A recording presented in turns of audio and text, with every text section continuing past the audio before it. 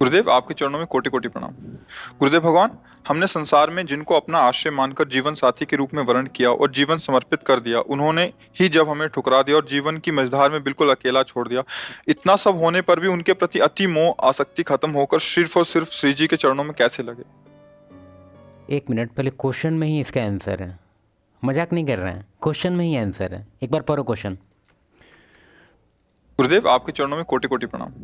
गुरुदेव भगवान, हमने संसार में जिनको अपना आश्रय मानकर जीवन साथी के रूप में वर्ण किया और जीवन समर्पित कर देखो, इनका कहने का जो जो आदमी है जो लिख रहा है ये मैसेज, उसका कहने का मतलब है कि हम एक फीमेल पे अपना जीवन न्यौछावर कर दिए, और इस चीज़ को बेसिकली इस तरह से दिखाना चाहता है कि हम एक तरह से अनकंडीशनल वे में हम उस पर अपना जीवन न्यौछावर कर दिए। आखिर इसका तात्पर्य क्या होता है, न्यौछावर कर दिए?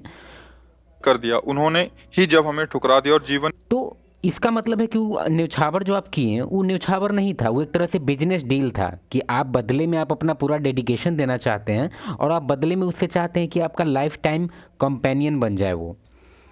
हम नहीं चाहते हैं कि देखा जाए तो ये सबका अंदर से इच्छा होता है, और यही स्ट्रेटजी सबको दिखता है कि अगर हम अपना पूरे लाइफ का उसको जो मतलब हम पूरी तरह से डेडिकेट कर दें हम अपना लाइफ उसके लिए, जैसे मूवीज़ वगैरह में दिखाते हैं कि एक लड़का जो हीरो है वो कहता है कि हम जान दे देंगे तोहरे खातिर। मजाक नहीं, भोजपुरी मूवी का बात नहीं कर रहे हैं हम, पूरी दुनिया का जितना मूवी है ना उसमें यही होता है। अगर फीमेल के लिए वो एक ना एक बार ऐसा डेडिकेशन दिखाता है जिससे फीमेल कहती है कि तुम मुझसे प्यार करते हो तो सारी दुनिया के सामने मेरा नाम लेके कहना कि मैं इससे प्यार करती हूँ, जो मेरी दुनिया, मतलब बहुत इस तरह का आलतू फालतू डायलॉग निकलता है उसके मुंह से, जिसमें वो बोलती है कि जो डरे नहीं दुनिया से प्यार का इजहार कर, मतलब एक तरह से बहुत फालतू फालतू कॉन्सेप्ट आदमी सीख रहा है मूवी से। और ये जो भैया जी बोल रहे हैं कि हम उस पर जीवन अपना न्यौछावर कर दिए, कौन कह रहा था भाई तेरे को न्यौछावर करने के लिए? मतलब तू उसको घूस दे रहा था, घूस ले और कुछ खाना है, कुछ पीना है, मतलब एक्स्ट्रा केयर। उसके बाद उससे एक्सपेक्ट करना है कि बदले में हमको क्या दे, लॉन्ग टर्म कंपेनियनशिप। तो ये तो सेल्फिश चीज़ है ना भाई, कि हम डेली किसी को, हम अब खुद सोचो कि बाहर एगो हम कोई आदमी को देख लिए, अब उसको हम डेली 1,000 रुपया देंगे, ठीक है? हम कहेंगे कि नहीं नहीं हमको कुछ नहीं चाहिए, हम ऐसे ही हम दे रहे हैं आपको पैसा, नहीं कोई दिक्कत नहीं। और मेरा जो एक्चुअली मोटिव है, मतलब सब कॉन्शियस में है बेसिकली अभी, क्योंकि कॉन्शियस माइंड में तो मेरा लग रहा है कि हम सच में होली वर्क कर रहे हैं, लेकिन सब कॉन्शियस में हमको है कि भगवान ऊपर से देख रहे हैं कि हमें गरीब का मदद कर रहे हैं, अब भगवान मेरा भी मदद करेंगे। और जब पता चला हम 1-2 साल तक उसका ऐसे ही दे रहे हैं उसको पूरा, मतलब अपना, ऐसा नहीं है कि हम ऐसे ही फ्री में दे रहे हैं बिना कोई काम के, मतलब हमको इफर्ट लग रहा है वो पैसा में। ऐसा नहीं है कि मेरे पास वो पैसा बहुत ज़्यादा है, मेरे पास पैसा लिमिटेड है, फिर भी हम एक एक अपना हिस्सा निकाल के उसको दे रहे हैं भाई, अपने आप को मुश्किल में डाल के एक इफ़र्ट लगा रहे हैं। फिर 1 साल तक उसको दिए, और उल्टा हम देख रहे हैं कि भगवान हम पे बरसा रहे हैं उल्टा पुल्टा काम, मतलब हर बार मेरा कुछ ना कुछ प्रॉब्लम हो जा रहा है लाइफ में, कुछ भयंकर भयंकर हो जा रहा है, ट्रेजेडी। फिर तुमको लगता है कि हम कितना दिन तक ही कर पाएंगे? हम गुस्सा आ जाएंगे, एकदम गुस्सा में भगवाने पे चढ़ जाएंगे कि बताइए, आप नहीं देख रहे हैं कितना दिन से हम इसका ये हरामखोर काम मदद कर रहे हैं? आप नहीं देख रहे हैं कि जो बेजुबान कुत्ता है उसको हम डेली ब्रेड खिला रहे हैं?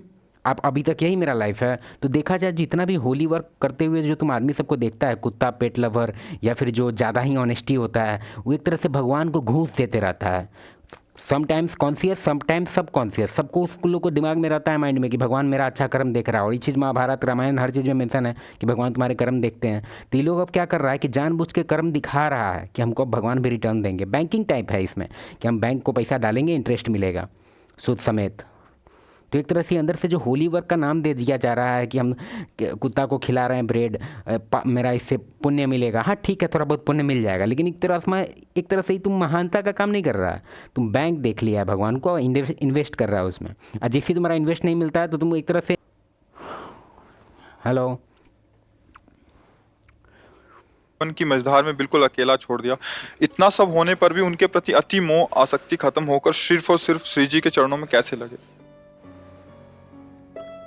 एक बार मार्कंडे जी के आश्रम के पास सूरथ नाम का एक वैश्य और एक राजा दोनों आपस में मिले। तो राजा से पूछा, आप जंगल में यहाँ कैसे? वहाँ मेरा राज्य छिन गया है, पर मैं वही राज सिंहासन, वही राजमहल, वही रानियां, ये हमारा चिंतन नहीं जा रहा है। मुझे राज्य मिले इस बात के लिए तो मैं दुखी नहीं, पर मैं अपने परिवार को नहीं छोड़ सकता। और रोने लगा। फिर पूछा, आप क्यों इधर जंगल में? तो उनका, मेरे बेटे ने मुझे पीट के निकाल दिया, सारी संपत्ति छीन ली, पर मेरा मन उसी के लिए तड़प रहा है। वो भले मुझे पीटे पर मैं अपने बेटे, बहू, परिवार को नहीं छोड़ सकता। आंख नहीं होने के कारण उसके माता पिता ट्रेन के बाथरूम में छोड़ के चला। बोले तो बड़ी विचित्र हम दोनों की दशा है कि वो हमें छोड़ रहे हैं, वो हमें ठुकरा रहे हैं और हम उनके लिए रो रहे हैं। ये क्या है?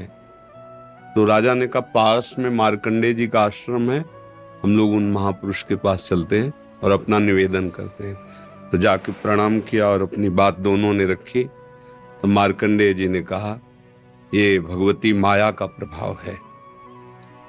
अगर भगवान की ऐसी प्रचंड माया ना हो तो सब परमानंद में मगन हो जाएं।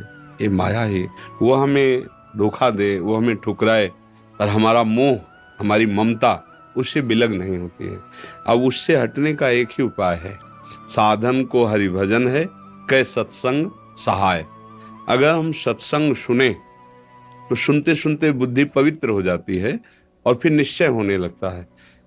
आप जिनके लिए रो रहे हैं, जिनकी बुद्धि पावन हुई, उन्होंने तिरस्कार पूर्वक छोड़ दिया। रत्नावती जी, भक्तमाल में चरित्र है, पढ़ लीजिए। रत्नावती जी पूरे रानी के जैसे सुख होते हैं वैसे ही रानी थी, वैसे ही सुख में मगन थी। कोई हरि भक्ति, कोई भजन, कुछ नहीं। और राजा भी अत्यंत प्यार करते थे। पर दासी वो वृंदावन आती थी और संतों का संग करती थी, सत्संग, तो उसके हृदय में गोविंद के चरणों में प्रीति उत्पन्न हो गई। वो रानी के कभी पैर दबा रही होती तो एकदम बोल पड़ती, हा कुंज बिहारी, हा गोविंद। तो रानी सावधान होकर देखती, तू रहती तो मेरे संग है, मेरी निजी दासी, अंग सेवी।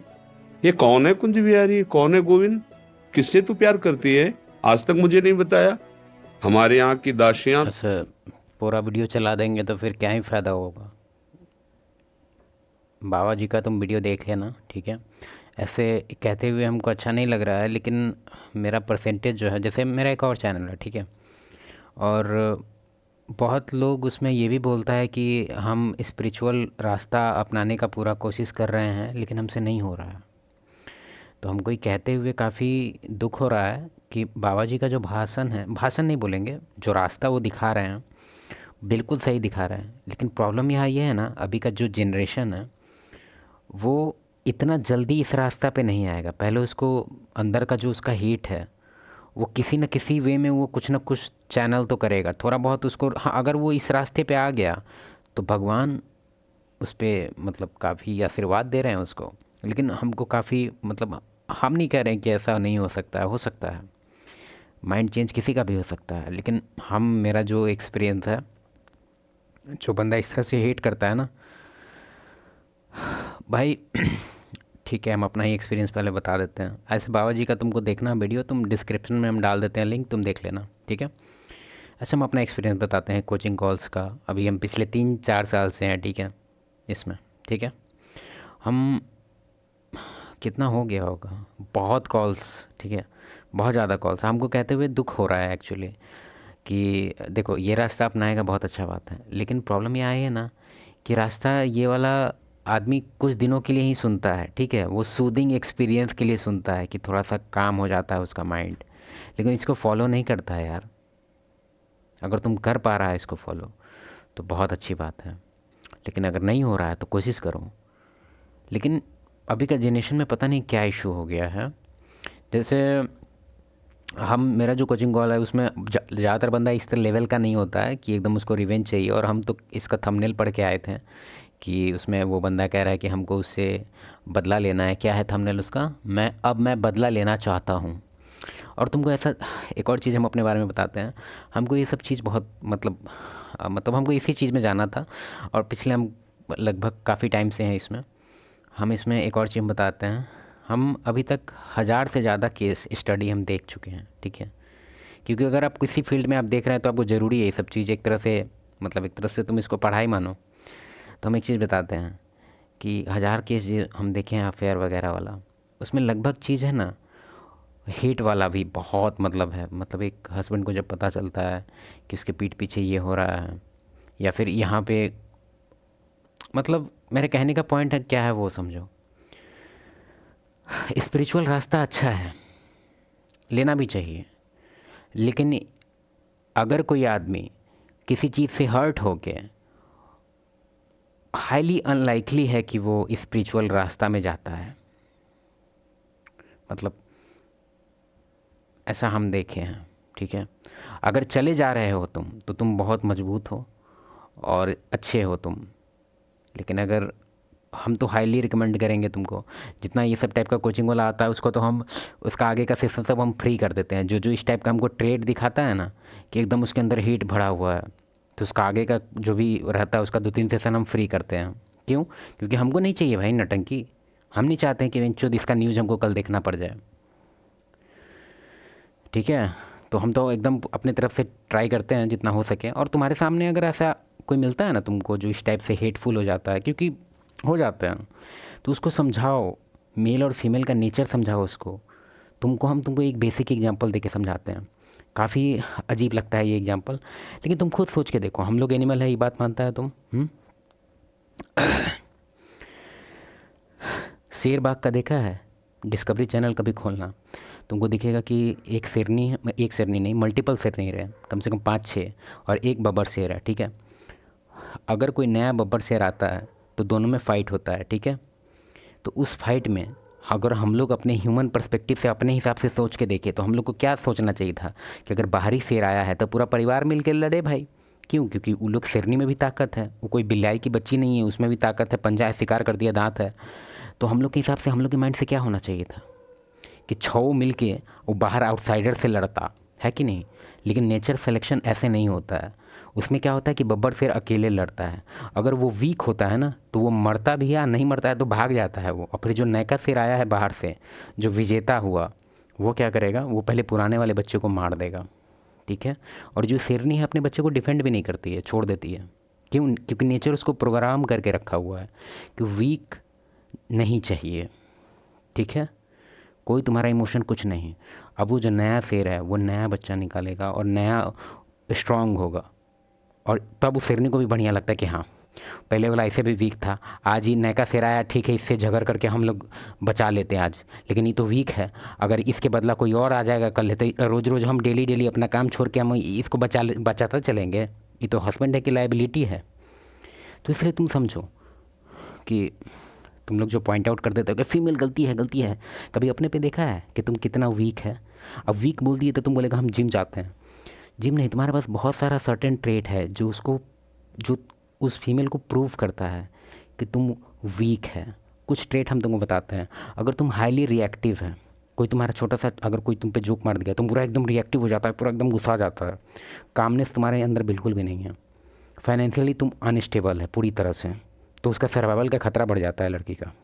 जब देखती है कि फाइनेंशियली तुम बहुत अनस्टेबल है, तुम्हारा कब फट जाने वाला है पिछवाड़ा पता नहीं, तो वो तुम्हारा एकदम, मतलब एक तरह से बहुत ख़राब ट्रेट है ये। फिर और भी बहुत सारा चीज़ है। तुम्हारा बॉडी लैंग्वेज, कोई तुम्हारा नाम बोल दिया तो तुम पटक से फास्ट बॉडी लैंग्वेज, वो भी बेकार है। मतलब तुम बच्चों जैसी हरकतें बहुत करते हो। तुम्हारा जो क्रिंजनेस टाइप का है, ज़्यादातर कन्वर्सेशन में खी दांत निकाल देते हो। अबे कुछ होता है मोमेंट, हंसने का मोमेंट होता है तो होता है। तुम्हारा ज़्यादातर इनपुट जो रहता है कोई भी कन्वर्सेशन में, उसमें तुम डांसिंग मंकी की तरह, बता की तरह बिहेव करते रहता है, नौटंकी आदमी।